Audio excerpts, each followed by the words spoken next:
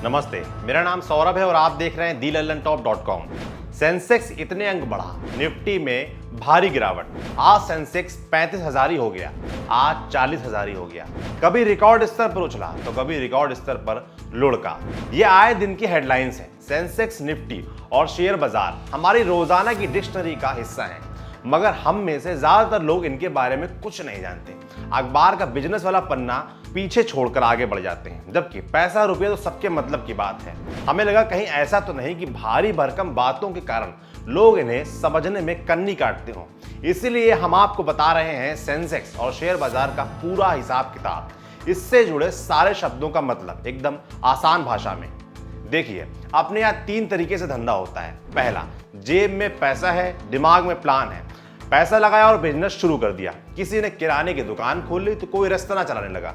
दूसरा, जेब में पैसा नहीं या जितने की जरूरत है उतना नहीं, मगर दिमाग में प्लान है प्रॉपर, तो लोन लेकर पैसे का इंतजाम किया, बैंक से या किसी प्राइवेट लैंडर जैसे महाजन से लोन ले लिया, शुरू हो गया बिजनेस। मगर इसमें नियम शर्तों वाले कई स्टार होते हैं।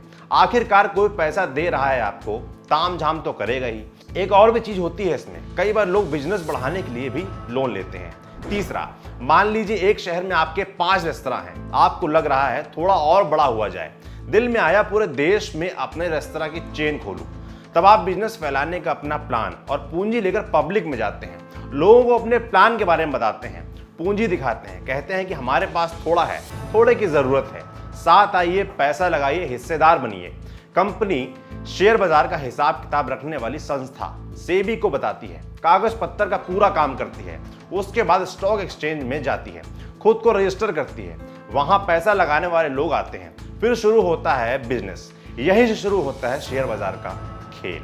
कभी सिनेमा में, कभी खबरों में, कभी किसी तस्वीर में। बहुत संभावना है कि किसी न किसी तरीके से आपने शेयर बाजार के बारे में देखा या सुना ही होगा। 2 तस्वीरें जुड़ी हैं इससे। एक तो वो इलेक्ट्रॉनिक पट्टी, जहां कभी लाल और कभी हरे रंग के अक्षर चलते रहते हैं, फला कंपनी का शेयर इतना रुपया, फला का उतना रुपया।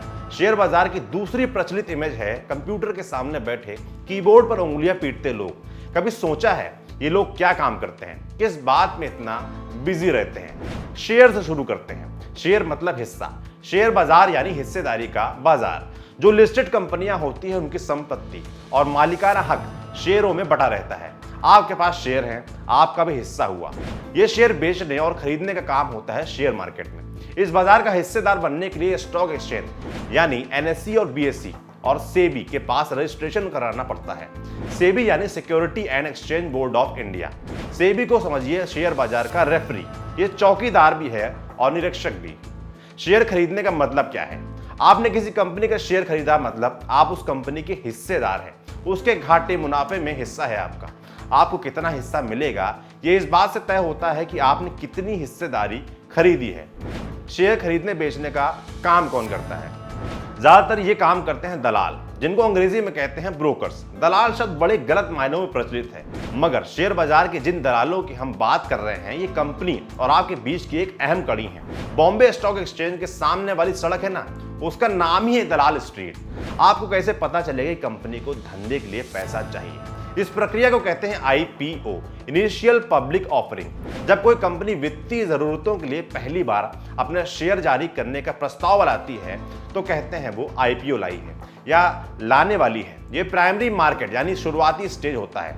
इससे आगे की सीढ़ी है मार्केट में आ जाने के बाद स्टॉक एक्सचेंज में लिस्टेड कंपनियों के शेयर खरीदा बेचा जाना। इसको पुकारते हैं सेकेंडरी मार्केट। इस सेकेंडरी मार्केट में दूसरे लेवल की खरीद फरोख्त होती है, जिसका कंपनी से सीधे सीधे कोई लेना देना नहीं होता है। शेयर बाजार में डीलिंग करने वाले पल पल की खबर रखते हैं। कंपनियों के प्रॉफिट, उनकी साख, उनकी प्लानिंग वगैरह देखकर शेयर खरीदने बेचते रहते हैं। लोगों के अलावा ऐसा करने वाले कई फर्म्स हैं। इनकी कोशिश होती है कि कम दाम पर शेयर खरीदें और ज्यादा दाम पर उसे बेच दें।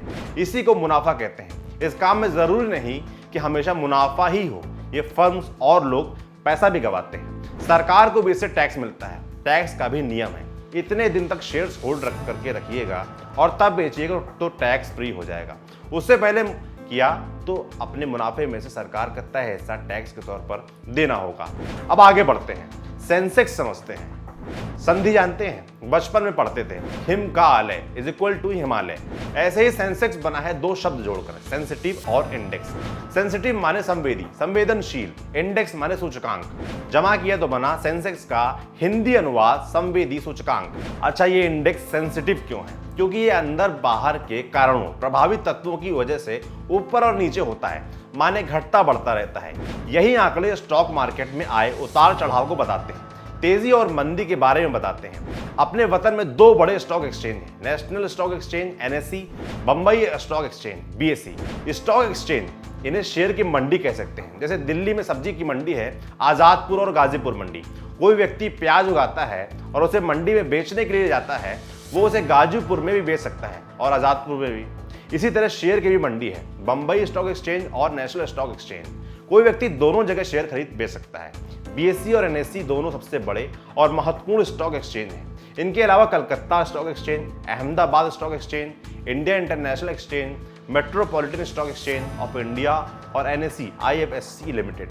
BSE और NSE दुनिया के 10 सबसे बड़े स्टॉक एक्सचेंज में शामिल हैं। शेयर बाजार का जिक्र होते ही जो बिल्डिंग दिखाई जाती है वो BSE की ही है। एक घालमेल को हम नहीं समझ पाते, वो है सेंसेक्स क्या है और BSE क्या है।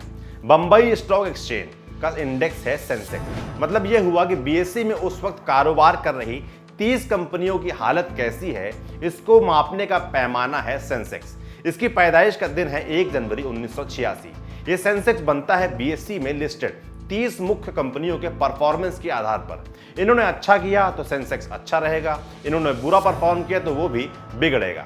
ये 30 कंपनियां होती है सबसे बड़ी खिलाड़ी, इंडस्ट्री के अलग अलग सेक्टर्स की सबसे बड़ी, सबसे मजबूत और साख वाली कंपनियां। जैसे ऑटो सेक्टर की सबसे बड़ी मारुति कंपनी है और टाटा है। बैंकिंग सेक्टर में जैसे स्टेट बैंक ऑफ इंडिया। ऐसा नहीं कि एक बार इस 30 की लिस्ट में घुस गए तो स्थापित रहेंगे हमेशा के लिए। लिस्ट समय समय पर बदलती रहती है, मगर एक समय में लिस्ट के अंदर कंपनियों की संख्या 30 ही रहेगी। इन 30 कंपनियों को चुनने के लिए एक कमेटी होती है बकायदा, इसको कहते हैं इंडेक्स कमेटी। अब निफ्टी समझ लीजिए, नेशनल स्टॉक एक्सचेंज NSE का सूचकांक है निफ्टी। ये शुरू हुआ था नवंबर 1994 में। निफ्टी का संधि विच्छेद है नेशनल और 50, नाम में ही हिंट है। यहाँ का सूचकांक तय होता है अर्धशतक, यानी 50 कंपनियों के कामकाज और उनकी परफॉर्मेंस से। ये कंपनियां 22 अलग अलग सेक्टर से होती हैं। ऐसा मत समझ बैठिएगा कि सेंसेक्स और निफ्टी यही दुलौते इंडेक्स हैं, और भी कई इंडेक्स हैं BSE और NSE के। अब जानिए कि सेंसेक्स और निफ्टी तय कैसे होता है। सेंसेक्स और निफ्टी का काम होता है स्टॉक मार्केट में सूचीबद्ध कंपनियों के शेयर्स का भाव देखना। यहाँ रोज की मजदूरी है। ये दोनों दिन भर के कामकाज पर एक औसत वैल्यू देते हैं, ताकि इससे लिस्टेड कंपनियों के भाव में होने वाली तेजी और मंदी को आसानी से समझा जा सके। क्या कुछ देखकर कंपनियों की वैल्यू तय होती है? इसके कुछ फॉर्मूला है, एक एक करके इनको समझिए। बाजार पूंजीकरण या मार्केट कैप। 4 दोस्तों ने मिलकर एक कंपनी शुरू करने की सोची। उनके पास से कुल मिलाकर 40 लाख रुपए। उन्हें अभी और पैसों की जरूरत थी। चारों ने मिलकर एक प्लान बनाया। कंपनी की 40% हिस्सेदारी अपने पास रखी, बाकी का 60% हिस्सा बेचने का फैसला किया। 60% हिस्सा खरीदने के लिए उन्होंने लोगों को अपना प्लान दिखाया और कंपनी में पैसा लगाने के लिए IPO निकाल लिया।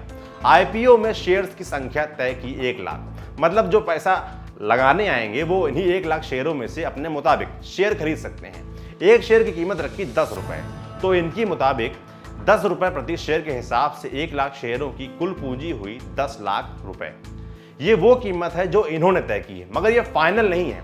बाजार में इनके IPO को कैसा रिस्पॉन्स मिला, ये तय करेगा शेयर्स की असली कीमत।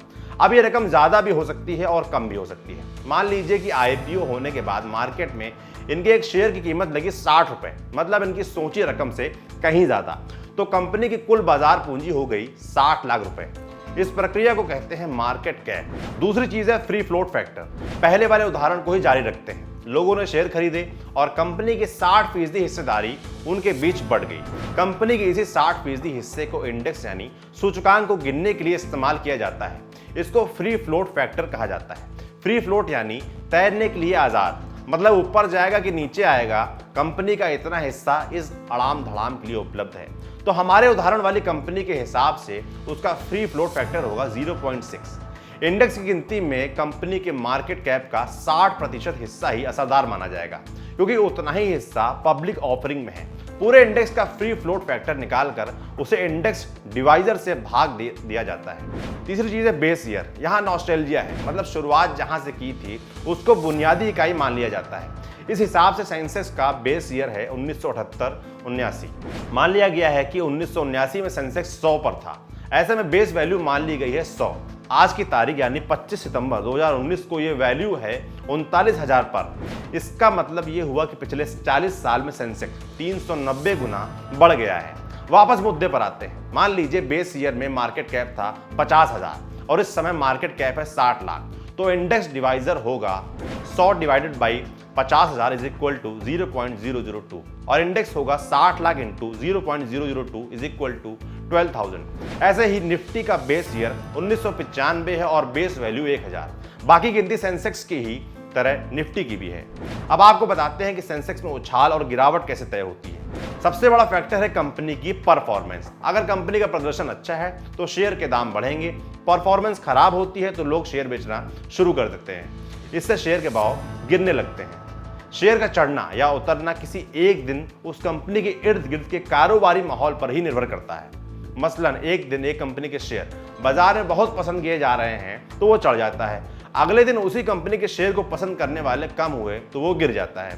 कंपनी जब बढ़िया बिजनेस कर रही होती है तो ज्यादा से ज्यादा लोग उसके शेयर खरीदना चाहते हैं। यहाँ बिल्कुल सप्लाई और डिमांड वाला गणित चलता है। जब किसी कंपनी के शेयर खरीदने वाले लोग अधिक हों और उसके कम शेयर बिक्री के लिए उपलब्ध हों तो शेयर का भाव बढ़ जाता है। जब शेयर के भाव बढ़ते हैं इसका मतलब सेंसेक्स में उछाल, भाव गिरने का मतलब गिरावट।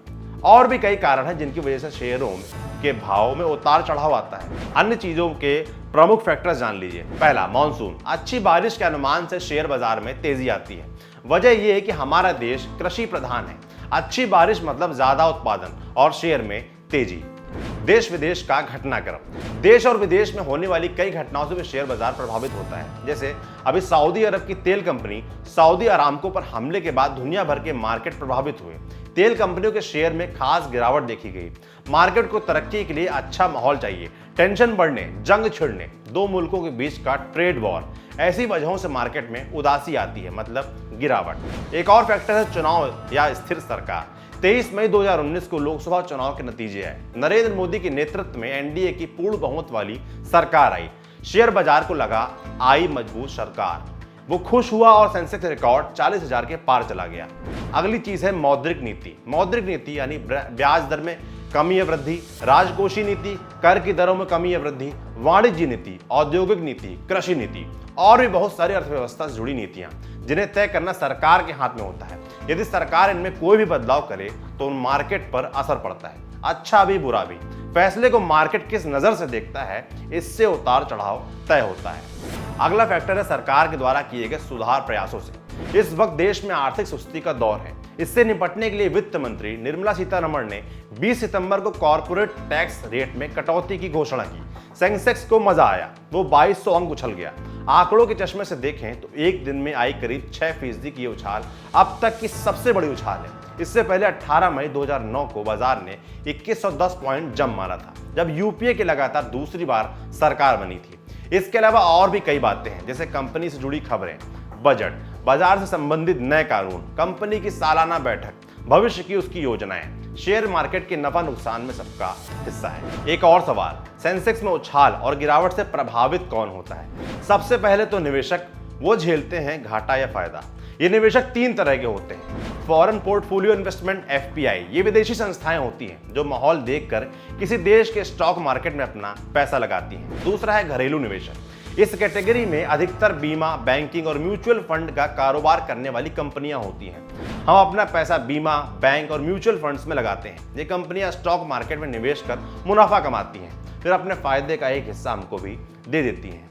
तीसरी चीज है ई से इकाई। ये होते हैं लोग जो पैसा लगाते हैं हमारी आपकी तरह। बाजार में इनकी हिस्सेदारी बहुत कम है। एफपीआई और घरेलू निवेशक की मार्केट में हिस्सेदारी 90% है। बाकी के 10% में ई से इकाई वाले इंडिविजुअल निवेशक, इन्हें रिटेल इन्वेस्टर भी कहते हैं। ये तो थी सीधे सीधे उन निवेशकों की बात जिनका पैसा लगा है बाजार में, जिनके ऊपर सीधा असर पड़ता है मार्केट गिरने या बढ़ने का।